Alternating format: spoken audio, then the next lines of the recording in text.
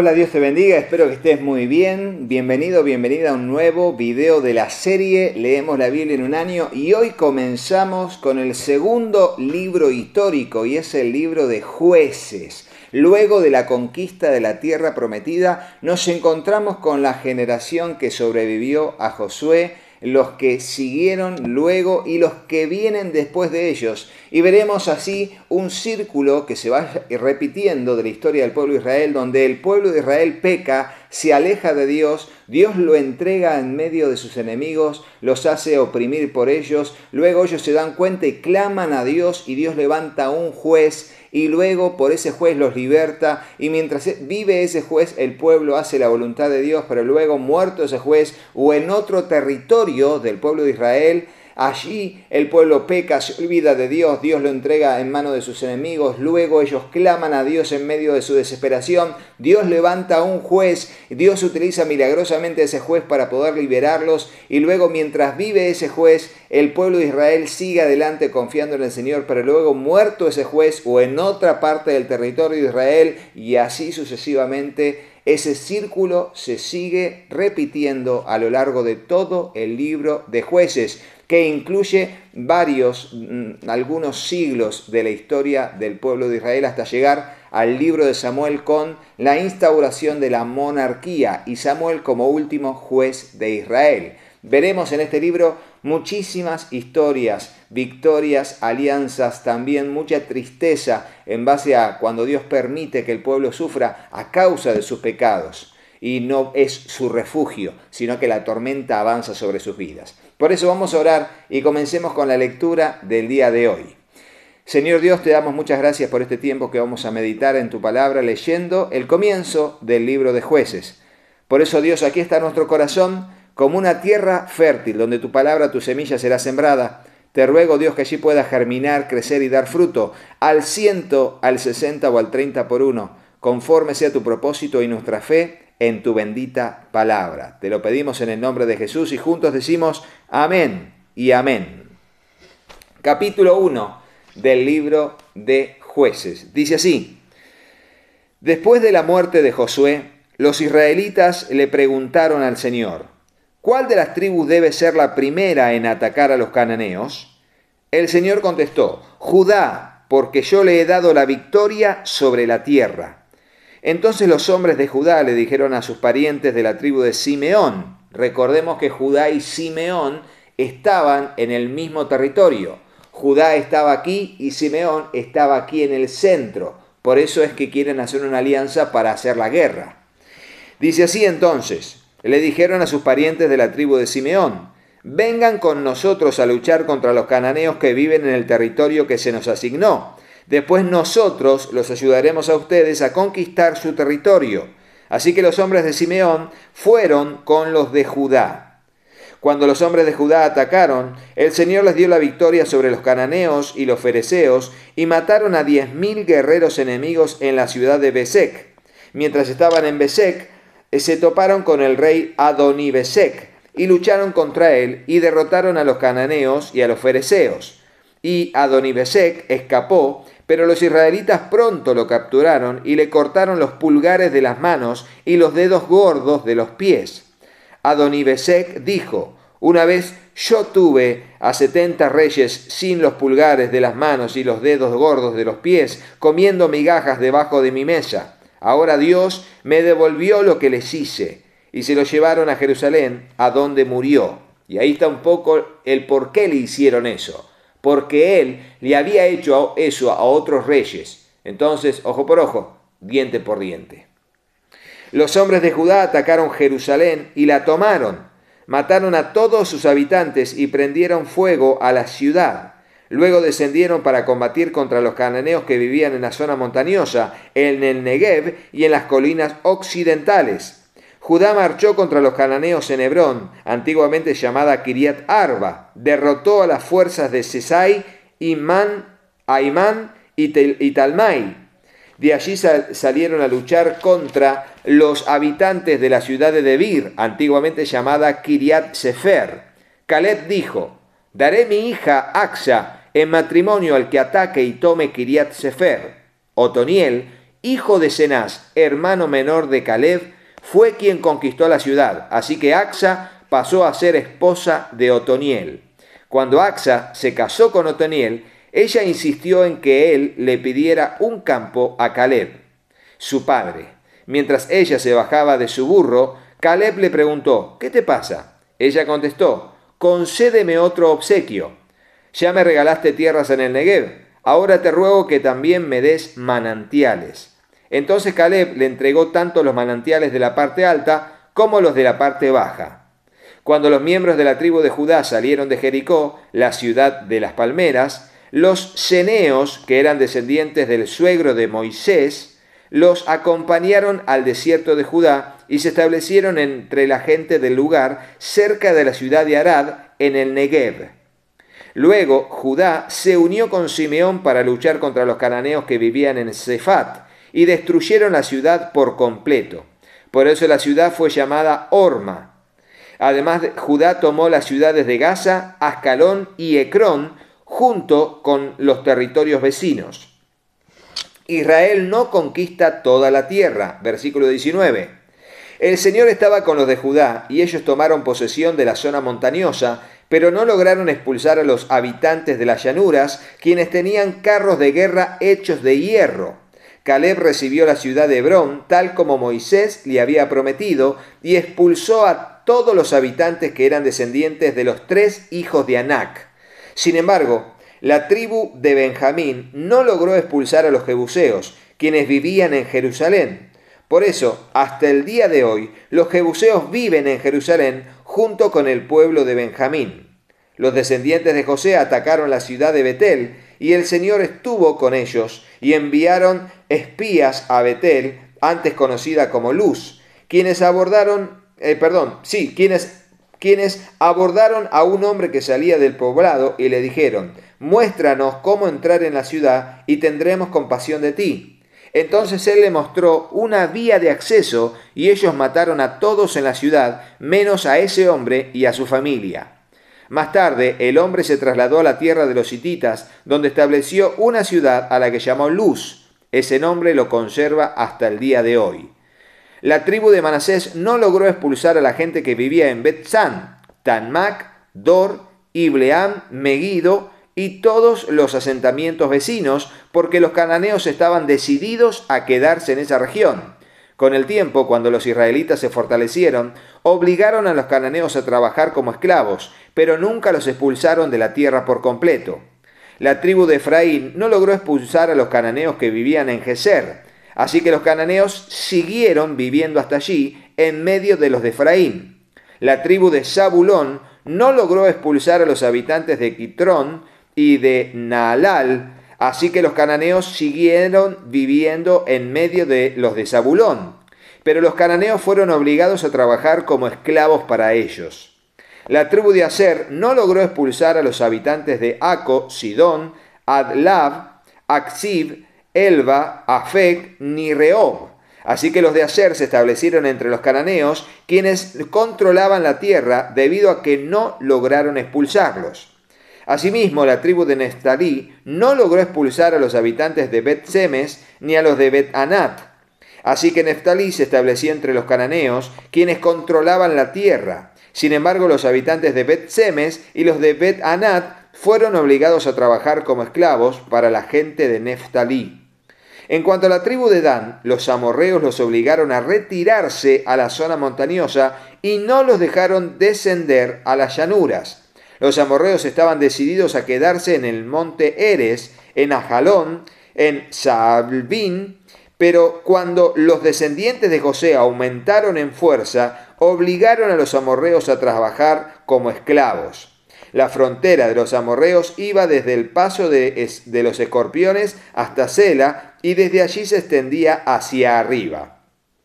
Capítulo número 2, llamado y titulado El mensajero del Señor llega a Boquim. El ángel del Señor subió de Gilgal a Boquim y dijo a los israelitas: yo los saqué de Egipto y los traje a esta tierra que juré dar a sus antepasados, y dije que nunca rompería mi pacto con ustedes. Por su parte, ustedes no debían hacer ningún pacto con los habitantes de esta tierra, sino destruir sus altares, pero desobedecieron mi mandato. Ahí está el porqué de que no pudieron expulsar a los habitantes de esas tierras. ¿Por qué lo hicieron? Ahora declaro que ya no expulsaré a los pueblos que viven en la tierra de ustedes. Ellos les serán espinas clavadas en el costado y sus dioses serán una tentación constante para ustedes. Cuando el ángel del Señor terminó de hablar a los israelitas, el pueblo lloró a gritos. Por eso llamaron al lugar Boquín, que significa llanto, y allí le ofrecieron sacrificios al Señor. Muerte de Josué. Versículo 6. Después que Josué despidió al pueblo, cada una de las tribus salió a tomar posesión del territorio que se le había asignado. Los israelitas sirvieron al Señor todo el tiempo que vivieron Josué y los líderes que los sobrevivieron, aquellos que habían visto todas las grandes cosas que el Señor había hecho por Israel. Entonces Josué, hijo de Nun y siervo del Señor, murió a los 110 años de edad. Lo enterraron en Timnat Sera, tierra que se le había asignado en la zona montañosa de Efraín, al norte del monte Gaz. Israel desobedece al Señor, versículo 10. Después de que murieron todos los de esa generación, creció otra que no conocía al Señor ni recordaba las cosas poderosas que Él había hecho por Israel. Y uno se pregunta, ¿y los padres? Y uno se pregunta, ¿dónde está? ¿Le dirás a tus hijos y a tus hijos y a los hijos de tus hijos después para que amen y guarden al Señor tu Dios? Bueno, ahí es donde el rol de padre es tan importante para que nuestros hijos sigan amando a Dios como lo hicimos nosotros. Versículo 11. Los israelitas hicieron lo malo ante los ojos del Señor y sirvieron a las imágenes de Baal. Abandonaron al Señor, Dios de sus antepasados, quien los había sacado de Egipto. Siguieron y rindieron culto a otros dioses, los dioses de los pueblos vecinos, y así provocaron al enojo del Señor. Abandonaron al Señor para servir a Baal y a las imágenes de Astoret, lo cual hizo que el Señor ardiera de enojo contra Israel y que los entregara en manos de saqueadores, quienes les robaron sus posesiones, los vendió a sus enemigos que tenían a su alrededor y ya no podían vencerlos. Cada vez que los israelitas salían a la batalla, el Señor peleaba en contra de ellos e hizo que sus enemigos los derrotaran, tal como Él les había advertido. El pueblo estaba muy angustiado. Versículo 16, titulado El Señor rescata a su pueblo. Entonces el Señor levantó jueces para rescatar a los israelitas de la mano de sus opresores. Sin embargo, Israel no hizo caso a los jueces, sino que se prostituyó rindiendo culto a otros dioses. Qué pronto se apartan del camino de sus antepasados, los cuales habían obedecido los mandatos del Señor. Cada vez que el Señor levantaba a un juez sobre Israel, Él estaba con ese juez y rescataba al pueblo de sus enemigos durante toda la vida del juez. Pues el Señor tenía compasión de su pueblo, que estaba sobrecargado de opresión y sufrimiento. Pero al morir el juez, la gente no solo volvía a sus prácticas corruptas, sino que se corrompía peor que sus antepasados. Seguía a otros dioses, los servía y le rendía culto. Además se negaba a abandonar sus prácticas malvadas y sus tercos caminos. Por eso el Señor ardió de enojo contra Israel y dijo: ya que este pueblo ha violado mi pacto que hice con sus antepasados y no ha hecho caso a mis mandamientos, ya no expulsaré a las naciones que Josué dejó sin conquistar cuando murió. Lo hice para poner a prueba a Israel, para ver si seguiría o no los caminos del Señor como lo hicieron sus antepasados. Por esa razón el Señor dejó esas naciones donde estaban, no las destruyó de inmediato, ni permitió que Josué las conquistara a todas. Y fíjense, aquí nos da la causa, el objetivo de por qué Dios permite que las naciones estén allí. Sería para probar a su pueblo y también para que fuera causa de la opresión que ellos recibirían de esos pueblos a causa de su rebelión y su pecado impune según la mirada del pueblo. Capítulo 3 y terminamos con la lectura de hoy titulado Las naciones que quedaron en Canaán. El Señor dejó a ciertas naciones en la tierra para poner a prueba a los israelitas que no había conocido las guerras en Canaán. Lo hizo para enseñar a pelear la guerra a las generaciones de israelitas que no tenían experiencia en el campo de batalla. Este es otro objetivo por lo cual lo dejó. Estas son las naciones: los filisteos, que vivían bajo el dominio de los 5 gobernantes filisteos, todos los cananeos, los sidonios y los heveos que vivían en las montañas del Líbano, desde el monte Baal Hermón hasta Lebo Hamat. El Señor dejó a estos pueblos con el fin de poner a prueba a los israelitas para ver si obedecían los mandatos que Él les había dado a sus antepasados por medio de Moisés. Así que los israelitas vivieron entre los cananeos, los hititas, los amorreos, los fereceos, los heveos y los jebuseos, y se unieron en matrimonio con ellos. Los hijos de los israelitas se casaron con las hijas de esos pueblos, y las hijas de los israelitas fueron dadas en matrimonio a sus hijos. Y los israelitas sirvieron a los dioses de esas naciones. Otoniel, juez de Israel. Y a partir de aquí vamos a ver a estos jueces que Dios levantó, que eran líderes levantados por Dios en el pueblo para pelear las batallas contra sus enemigos, liderando ejércitos, chicos o grandes, o siendo ellos mismos instrumentos en las manos de Dios para pelear contra los opresores del pueblo de Israel ante el clamor del pueblo a favor de su causa. Otoniel, juez de Israel, versículo 7. Los israelitas hicieron lo malo ante los ojos del Señor. Se olvidaron del Señor su Dios y sirvieron a las imágenes de Baal y a los postes dedicados a la diosa Asera. Entonces el Señor ardió de enojo contra Israel y lo entregó en manos de Cusán Risataim, rey de Aram Naharaim. Y los israelitas sirvieron a Cusán Risataim durante 8 años. Pero el pueblo de Israel clamó al Señor por ayuda, y el Señor levantó un libertador para salvarlos. Se llamaba Otoniel, hijo de Cenaz, un hermano menor de Caleb. El Espíritu del Señor vino sobre él y comenzó a ser juez de Israel. Entró en guerra contra Cusán Risataim, rey de Aram, y el Señor le dio la victoria sobre él. Y hubo paz en la tierra durante 40 años. Luego murió Otoniel, hijo de Cenaz. A partir del versículo 12 es Ahod, juez de Israel. Ahod. Y dice así: de nuevo los israelitas hicieron lo malo ante los ojos del Señor, y por la maldad de ellos, el Señor les dio dominio sobre Israel al rey Eglón de Moab.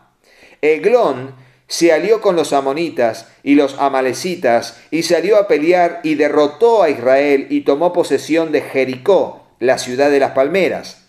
Entonces los israelitas sirvieron a Eglón, rey de Moab, durante 18 años. Y les digo entre paréntesis que la historia de Ruth, la moabita con Noemí, se incluye dentro de estos 18 años, según la historia y los eruditos, como van a Moab a vivir, y de acuerdo al tiempo, porque Ruth se casó con Boz, y Boz era hijo de Rahab la prostituta, se cree que fue la segunda generación después de la conquista. Por eso a esta altura de Ahod, que el pueblo que Dios utilizó para oprimirlo fue Moab. Moab era como el pueblo, digamos, superior.